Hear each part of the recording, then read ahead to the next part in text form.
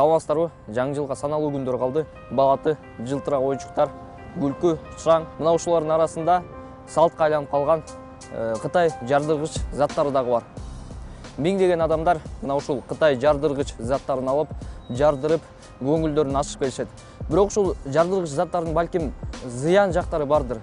Мына ушул нерсени билиш үчүн биз азыр Ош базары көздөй сапар алмакпыз.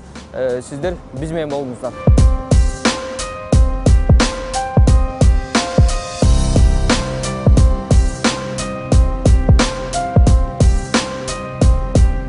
Мына 80-ден ракета бұл. Мыналар 100-ден, бұлар 130-дан. Мыналар 300-ден, 320 жол атылар. Бұл чоңдорға. Мыналар фонтандар 150-ден. Мыналар 70 сомнан. Бұлар 60-дан, 50-ден, 40-дан. Мына чоңы 1,5 мың тұрады. Бұл 36 жол атылады. Бұл чоң болып, мындай сүрөтүдө өйдөй болуп турат. 12 жаштан, 10 жаштан өйдө адамдар жардырганга болот.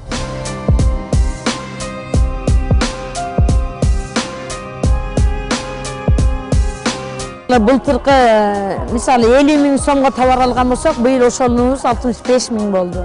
Жаңы жылда эле 12 жылдан бери соода жасайбыз ушул жерде. Эң кичинекей баасы ушу садыктер үчүн деп атабыз 20 сом. Кытайдын товарлары бүт эле 2 миң 3 миң сомго чейинки эң кымбат товарларды алганбыз. Жок, туура эле бул жардыргыч заттарды буларды өтүш керек да, экспертиза башка нерселерди өткүзүп, анан саттырганга уруксат бериш керек да.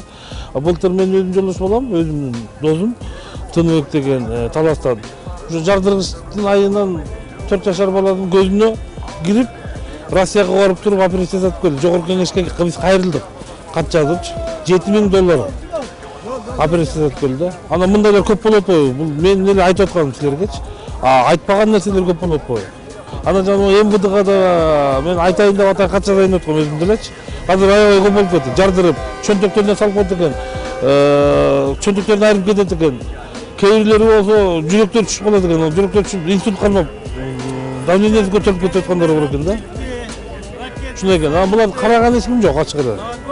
Жанагы антимонополия эмне кылып атат? Налоговый эмне кылып атат? Булардын патенттери барбы, жокпу?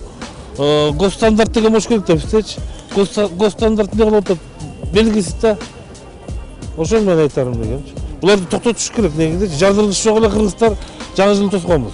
Жардыргыч жок эле тозобуз. Керек болсо бир тамды кулап коет атпайбы? Бул фактылар бар да, мындай фактылар. Бул деген салют ракеталар деген жаш балаларга мүмкүн эмес, 18 жашка чейин. Коомдук жайларда атпаш керек да, муну үйдүн ар жагын өтүп дегендечи, поляга чыгыш керек да. Зыян жагы эми абайлап эме кылыш керек да.